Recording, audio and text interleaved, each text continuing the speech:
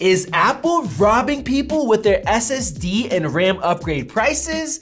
Well, yes and no. Let's go ahead and see how Apple stacks up to their main competitors and see if they're really ripping people off with their prices and their performance. Now, some people say, it is 2022. How can Apple get away with offering 8 gigs of RAM and 256 gigabytes of storage on these expensive new machines? Even the brand new M2 MacBook Air that has a higher price point still sticks with the same amount of SSD and RAM that the Retina MacBook Pro came with 10 years ago. And back then, you could upgrade that 8 gigabyte to 16 gigabyte for, you probably guessed it, the same price that you can upgrade right now, $200. And shouldn't technology get cheaper as time goes on? Well, yeah, but we also have some major differences. First off, the SSDs that Apple are coming out with now are way faster than before. The 256 gig in these MacBooks with Apple Silicon chips go up to about 2,300 for the read and over 2,800 megabytes per second for the write, compared to about that 400. Now, Apple has been very consistent with their upgrade prices over the years, and they've never been cheap, but they have offered some decent values at times for performance. For example, when they made the jump from the 2020 MacBook Airs to the M1s, the speeds of the SSDs got much faster, going from 1,300 megabyte per second read to 2,800, and from 800 write all the way up to 2,300. And at that time, SSDs were more expensive. And then considering the fact that for a more expensive Dell, you were getting speeds of 1,080 for write and 1,900 for read with the same capacity compared to the MacBooks, that was actually a pretty good deal. And the same thing went when Apple released their redesigned 14 and 16-inch MacBook Pros with SSDs that went over 7,000 megabytes per second, and they kept the prices for upgrades the same as before. So in those machines, if you're dropping an extra 200, that is a decent value. But I believe the times have now shifted in 2022. For one, you can now get a good 500 gigabyte SSD for $75 on Amazon. And of course, you cannot put that into your MacBook Pro. And second, we now have some great laptops like Dell's XPS 13 Plus that are offering fast SSDs for great prices. So now let's get into the comparison with the competition. Starting out with the laptop that I really like, Microsoft's Surface Laptop 4. This thing has a nice squarish display. It has good speakers, very nice ones. It's a great all-around laptop, and it also comes with 8 gigs of RAM for base and 256 gigs of storage. Taking a look at their pricing, Microsoft is also charging $200 to upgrade from 8 to 16 gigs of RAM, and the same thing goes for the storage up to 512. And if you do drop that extra $200 to go up to 512, their read speed is only 2,280 compared to 2,825, and the write is 1,170 compared to 2,900 on the MacBook Air 512.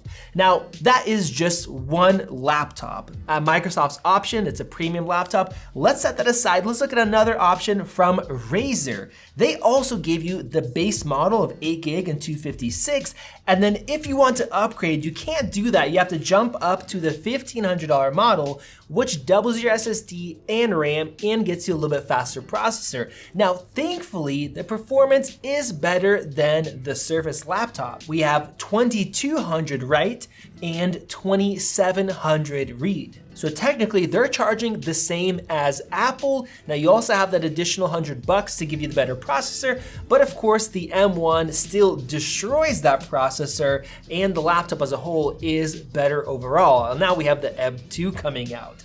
Now, I also looked at some ThinkPads, I looked at some LGs, Samsungs, but the situation is fairly similar. If some have higher specs, some of them are actually more expensive than like the MacBook, MacBooks, or it's just really slow. So let's skip to what I'm actually impressed with, and that is Dell's latest XPS lineup. We have the regular XPS that starts at $1,000 with a slow processor and a bad screen. We've reviewed those before. And then we have their brand new XPS 13 Plus, which is very impressive. Now, right out of the get-go, their price tag is actually higher than the new M2 MacBook Pro and Air, and it does come with a much worse screen, slower processor, but they do give you 512 gigs of SSD out of the box. You still get 8 gigs of RAM, but instead of costing you $200 to upgrade, like with Macs and Apple, it only costs you $100 to make that jump.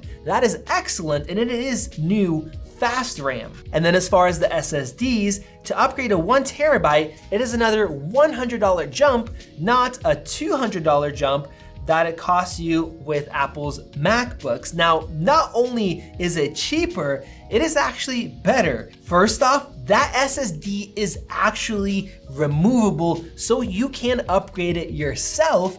But with that, you wouldn't really want to, because look at these speeds. We have 5,000 megabytes per second write compared to 2,900 on the MacBook, and 6,700 read compared to 2,825. That is incredible. And that just shows you what they could do when they have a little slot on their MacBook. You just buy market SSDs for great prices. And then of course, Apple is soldering theirs in. So that is incredible. Now, of course, this laptop, they did some really weird things, like not even giving you a headphone jack. You can get an adapter that they'll ship separately to you, and you only have 2 ports, and then of course they have a touch bar thing. I'm still very excited to check this thing out. If you guys want to see a comparison, hit that subscribe button down below, because we will be comparing it. But it's still cool to see a good value in a company that's just trying to be competitive and giving you these kind of prices. Now, of course, with that, with Apple's RAM, it's not the same as RAM on these machines. It is unified. They have to build it into the chip itself, so that makes that more expensive, and you don't need as much RAM as you do with the Windows system. We actually have done comparisons showing how we're comparing 8 gigs to 16, comparing Intel to Apple Silicon, Windows and Mac, showing you that 8 gigs performs much closer to 16 when you had that in the past without unified memory, because you have a lot less duplication that is used for graphics. It's a lot more optimized. So even though it costs more money, they're using it with a different process. You don't need to upgrade and get as much as you did previously for most tasks. So as far as Apple robbing people,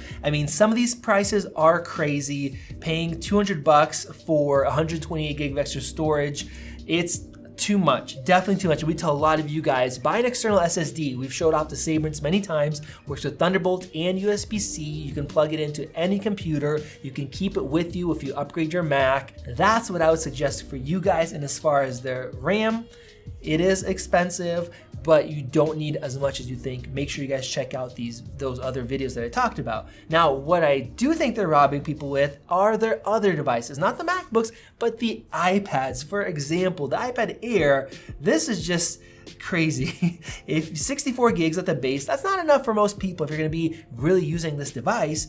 But they just skipped out the 128 gig option that they let you get on other devices, and you have to spend $150 to jump up to 256, which of course gets you really close to the iPad Pro, once again getting you to spend more money. Now with this, external options with external SSDs aren't as useful. It's a much more portable device, and there's other issues that I talked about in my iPadOS 16 video. Now for the iPad Pro, it gets even worse, and I think completely unexcusable. If you want to have a good amount of storage to use this as a pro device for media editing, you might want to get 1 terabyte of storage.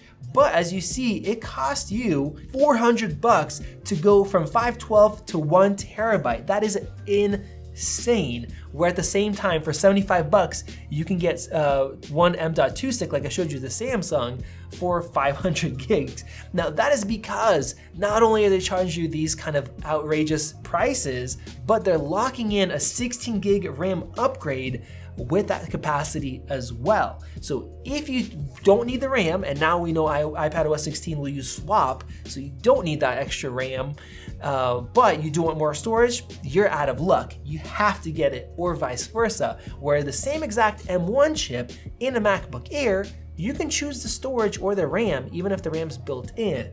So this is how Apple is robbing people of their money, forcing them to buy options that they might not even need. So that is my perspective. I hope that Apple at least upgrades and puts better SSDs in some of these devices when they're charging this much money, and overall wants to lower their prices. But the lowering price part of it, I don't think that's going to happen, because they've been very consistent with the options and the prices they give people. And the only way they would want to change it is if people stop buying MacBooks. But people are buying these Apple Silicon MacBooks like crazy and switching over from Windows systems, and they're willing to pay that price to get all the other amazing benefits that they offer. You guys let me know your thoughts down below, what you think about this whole situation. Check out some of those RAM comparisons right over there to show you how powerful Apple's unified memory is, how efficient it is. Click above to subscribe. This is Max, and I will see you guys in the next video.